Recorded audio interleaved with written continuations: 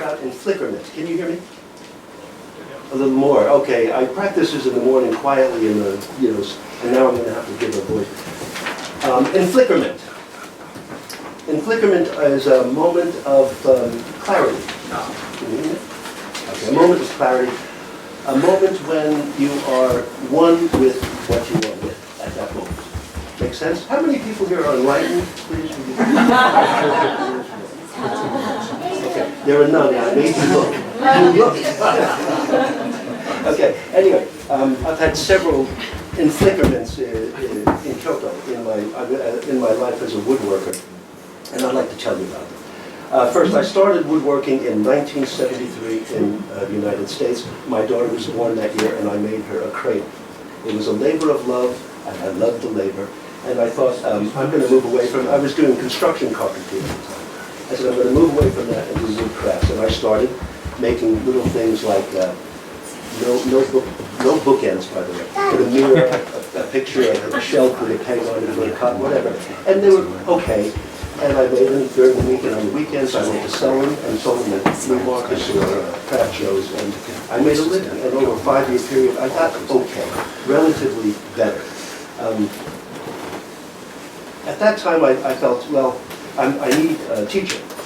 And where else to learn? But I had been in Japan before, and I knew that Japanese crafts were of the best in the world. And I wanted to come back here. The first time I was here, I was a bachelor. But now I had a wife, and my wife is Japanese, so that wasn't a big problem to come back.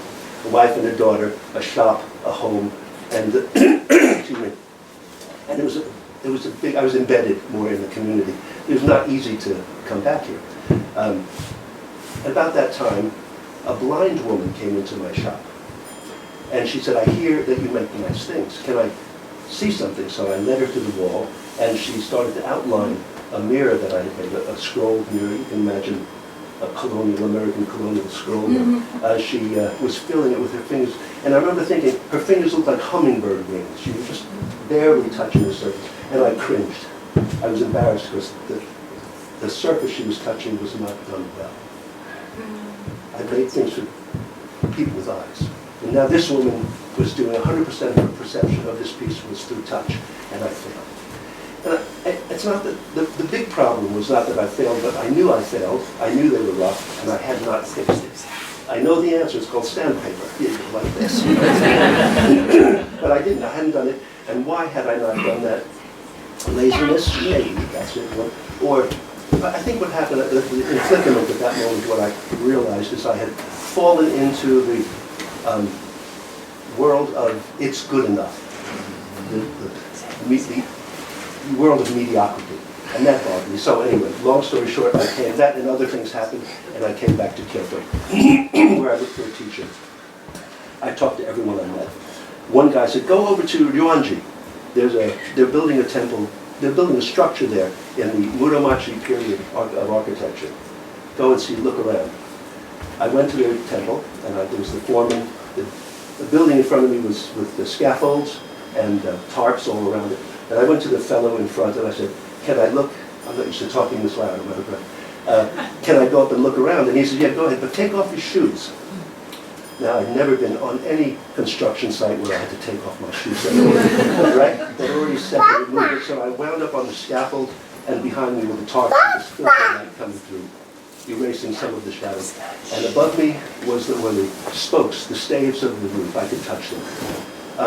We're all in Japan, so I don't have to describe this to you. You've all looked up when you've been in the temple, and you know the complexity of the woodwork there. And that's what I was looking at. And the men were working very quietly. There was a quietude in the space. And all of a sudden things started to change, get emotional. And there was a reverence. There was a reverence that I had never associated with woodwork.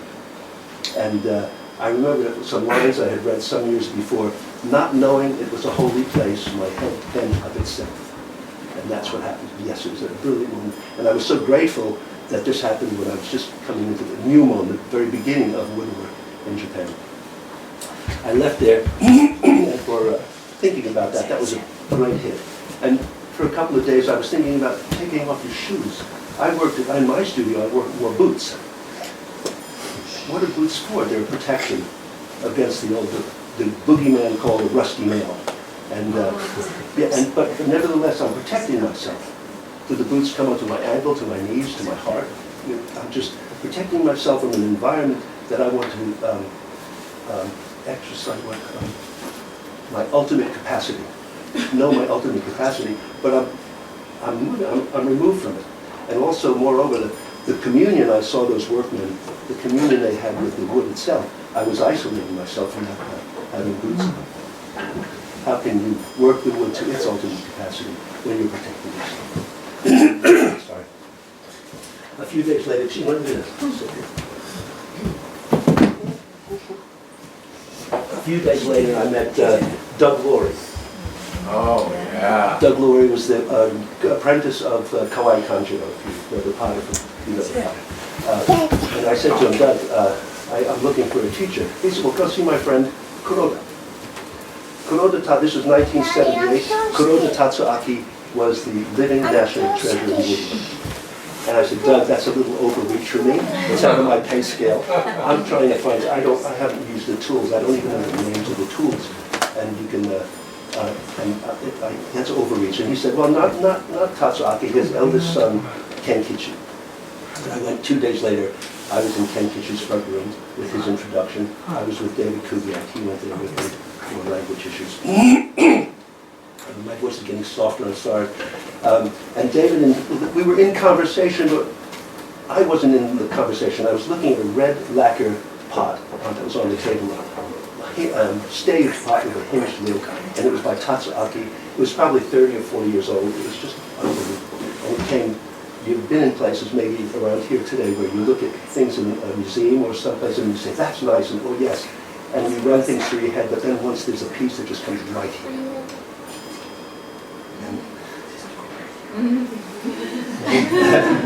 just came again, and that piece did happen. And I said, if this is what this house is about, I want to study here.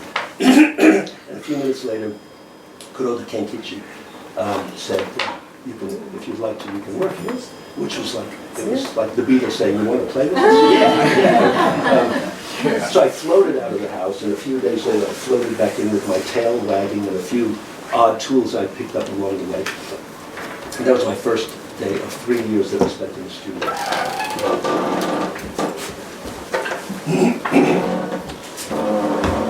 This is the first piece I made. It's a simple tray. It's ash wood with fuki urushi, which is white lacquer.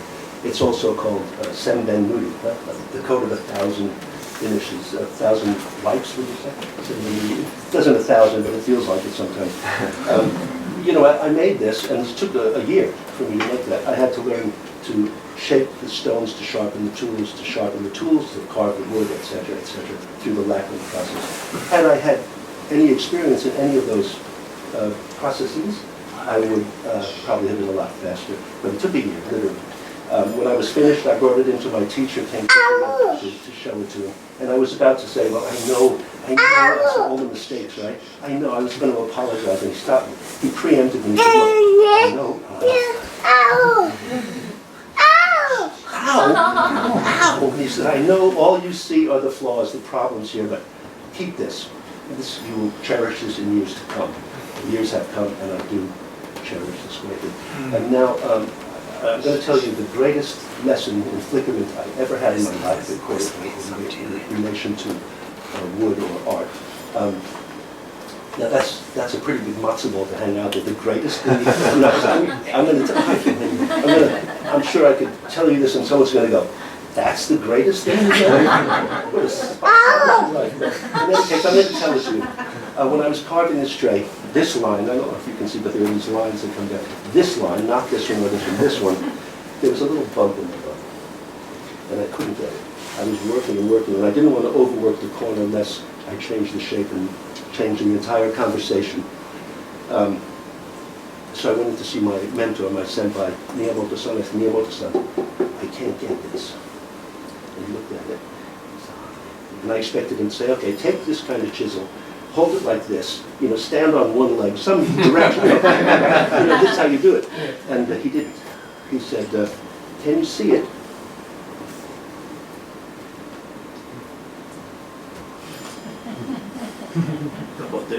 And I said, yes, I can see it. He said, well, some people can't see it.